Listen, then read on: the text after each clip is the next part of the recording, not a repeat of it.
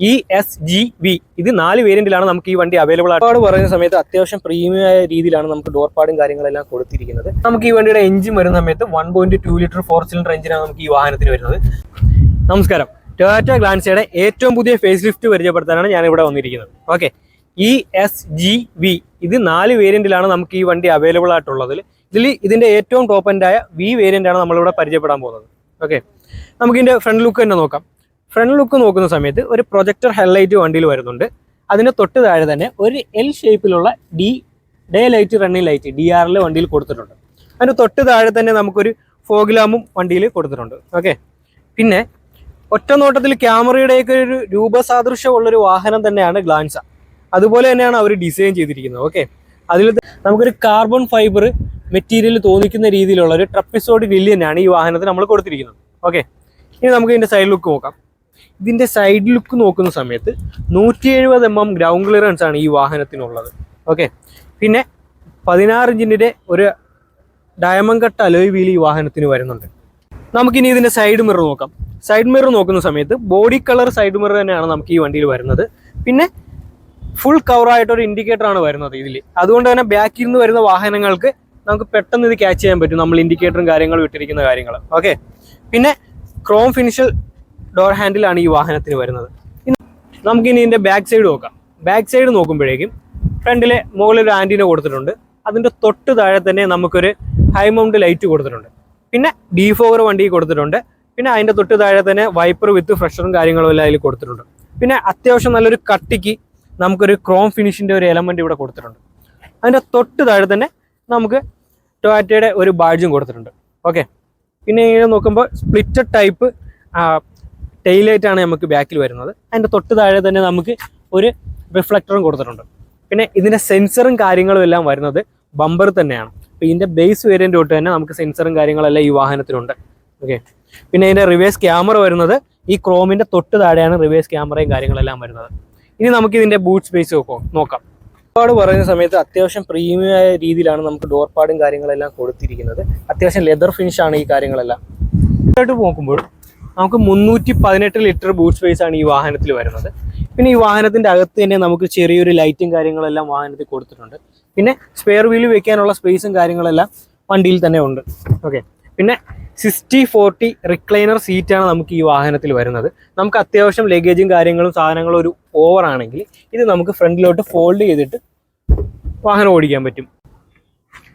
നമുക്ക് ഈ വാഹനത്തിൻ്റെ ബാക്ക് സൈഡിൽ നോക്കാം. ബാക്ക് സൈഡിൽ നോക്കുമ്പോൾ അത്യാവശ്യം നല്ല ലെഗ് റൂമും കാര്യങ്ങളും എല്ലാം ഈ വാഹനത്തിലുണ്ട്. ഓക്കെ, പിന്നെ ബാക്കിൽ AC വെൻറ്റിൻ്റെ സ്വിച്ചസും കാര്യങ്ങളെല്ലാം ഉണ്ട്. AC വെൻറ്റും ഉണ്ട്. നമുക്ക് 2 ചാർജും പോർട്ടബിളും കാര്യങ്ങളും എല്ലാം ബാക്കിൽ തന്നെ ഉണ്ട്.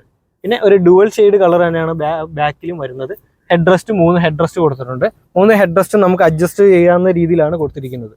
ഓക്കെ, പിന്നെ സീറ്റ് ബെൽറ്റും കാര്യങ്ങളെല്ലാം വാഹനത്തിൽ കൊടുത്തിട്ടുണ്ട്. നമുക്കിനി ഇതിൻ്റെ ഡ്രൈവർ സൈഡിലോട്ട് നോക്കാം. ഡ്രൈവർ സൈഡിലോട്ട് നോക്കുമ്പോൾ നമുക്ക് ആദ്യം തന്നെ ഡോർ പാഡ് നോക്കാം. ഡോർ പാഡിൽ നമുക്ക് അത്യാവശ്യം പ്രീമിയം ആയിട്ടുള്ള ഒരു ഡോർ പാഡ് തന്നെയാണ് ഈ വാഹനത്തിൽ വരുന്നത്. ഇവിടെ നമുക്ക് തൊട്ട് നോക്കിയാൽ അറിയാൻ പറ്റും, അത് ലെതർ ഫിനിഷിംഗ് ആണ് ഇവിടെ വരുന്നത്. പിന്നെ ഡുവൽ സൈഡ് ബീച്ച് കളറാണ് വണ്ടിക്ക് അത് വരുന്നത്. ഓക്കെ, പിന്നെ 4 door power window, electrically adjustable mirror, electrically foldable mirror, lock button, unlock button ഈ ഡോർ പാഡിൽ തന്നെ കൊടുത്തിട്ടുണ്ട്. ഇനി നമുക്ക് വണ്ടിയുടെ ഉള്ളിലോട്ട് കയറുന്ന സൈഡിൽ നോക്കാം.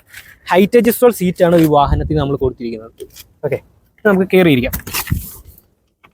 കയറിയിരുന്ന് നമ്മൾ ആദ്യം പറയുന്നത് ടിൽറ്റ് ആൻഡ് ടെലസ്കോപ്പിക് സ്റ്റിയറിംഗ് ആണ് ഈ വാഹനത്തിന് നമ്മൾ വന്നിരിക്കുന്നത്. ഓക്കെ, പിന്നെ സ്റ്റിയറിംഗിൽ തന്നെ ഓഡിയോ കൺട്രോൾ സ്വിച്ചും കാര്യങ്ങളെല്ലാം ഉണ്ട്. ക്രൂസ് കൺട്രോൾ വരുന്ന വാഹനമായതുകൊണ്ട് തന്നെ നമുക്ക് ക്രൂസ് കൺട്രോളും കാര്യങ്ങളെല്ലാം ഇതിനകത്തുണ്ട്.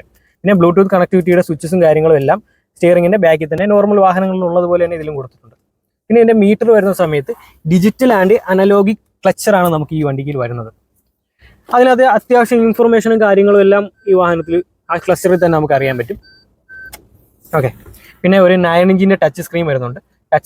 ടച്ച് സ്ക്രീൻ വരുന്ന സമയത്ത് ആപ്പിൾ കാർപ്ലേ, ആൻഡ്രോയിഡ് ഓട്ടോ എല്ലാം കണക്റ്റഡ് ആയ ഒരു ഡിസ്പ്ലേ ആണ് നമുക്ക് ഈ വാഹനത്തിൽ വരുന്നത്.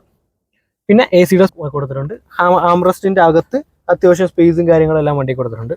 പിന്നെ നോർമൽ പാർക്കിംഗ് ബ്രേക്കാണ് ഈ വണ്ടിയിൽ വരുന്നത്. പിന്നെ ഫുൾ ഇൻറ്റീരിയൽ നോക്കുന്ന സമയത്ത് ഡ്യുവൽ ഷെയ്ഡ് ബീച്ച് കളറാണ് നമുക്ക് ഈ വാഹനത്തിൽ വരുന്നത്. പിന്നെ IRVM നമുക്ക് ഓട്ടോമാറ്റിക് ആക്കിയിട്ടുണ്ട്.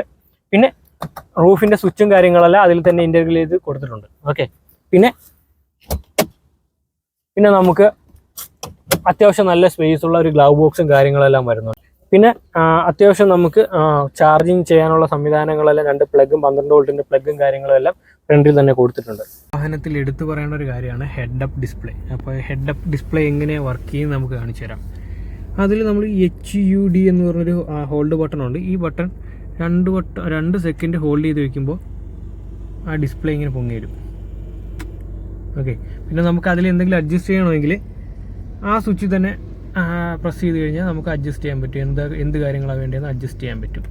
പിന്നെ നമുക്ക് ഈ ഡിസ്പ്ലേന് വേണ്ട എന്നുണ്ടെങ്കിൽ തിരിച്ചത് പോകണമെങ്കിൽ നമ്മൾ ഈ സാധനം തന്നെ ആ സ്വിച്ച് തന്നെ ഒന്ന് ഹോൾഡ് ചെയ്ത് വെച്ചാൽ മതി 2 സെക്കൻഡ്, ഓട്ടോമാറ്റിക്കലി അത് താന്ന് നോക്കുള്ളൂ. ഓക്കെ, നമുക്ക് ഈ വണ്ടിയുടെ എഞ്ചിൻ വരുന്ന സമയത്ത് 1.2 ലിറ്റർ 4 സിലിണ്ടർ എഞ്ചിനാണ് നമുക്ക് ഈ വാഹനത്തിന് വരുന്നത്. അത്യാവശ്യം നല്ല പെർഫോമൻസ് ഉള്ള ഒരു എഞ്ചിൻ തന്നെയാണ് വരുന്നത്. കാലൊക്കെ കൊടുത്ത ജില്ലെന്ന് പറഞ്ഞ് കയറി. ഓക്കെ, അത്യാവശ്യം നല്ല ബ്രേക്കിംഗ് തന്നെയാണ് ഈ വാഹനത്തിന് വരുന്നത്. പിന്നെ ഓവറോൾ വണ്ടി ഓടിക്കാൻ അത്യാവശ്യം നല്ല കംഫർട്ടും കാര്യങ്ങളുമാണ്. വൈബ്രേഷനും കാര്യങ്ങളൊന്നും വണ്ടിയുടെ ഉള്ളിലോട്ട് വരുന്നതുമില്ല. അപ്പോൾ ഇനി ഈ വാഹനത്തിനെ കുറിച്ച് കൂടുതൽ പറയുകയാണെങ്കിൽ നമുക്ക് എന്താ പറയുക, വണ്ടിക്ക് ക്രൂസ് കൺട്രോൾ കൊടുത്തിട്ടുണ്ട്, പിന്നെ 360 ക്യാമറ വണ്ടിയിൽ വരുന്നുണ്ട്, പിന്നെ നമുക്ക് UV പ്രൊട്ടക്ഷൻ ഗ്ലാസ് ആണ് വാഹനത്തിൽ വരുന്നത്. അപ്പോൾ അങ്ങനെ ഒട്ടനവധി ഫീച്ചർ ഈ വാഹനത്തിൽ കൊടുത്തിട്ടുണ്ട്.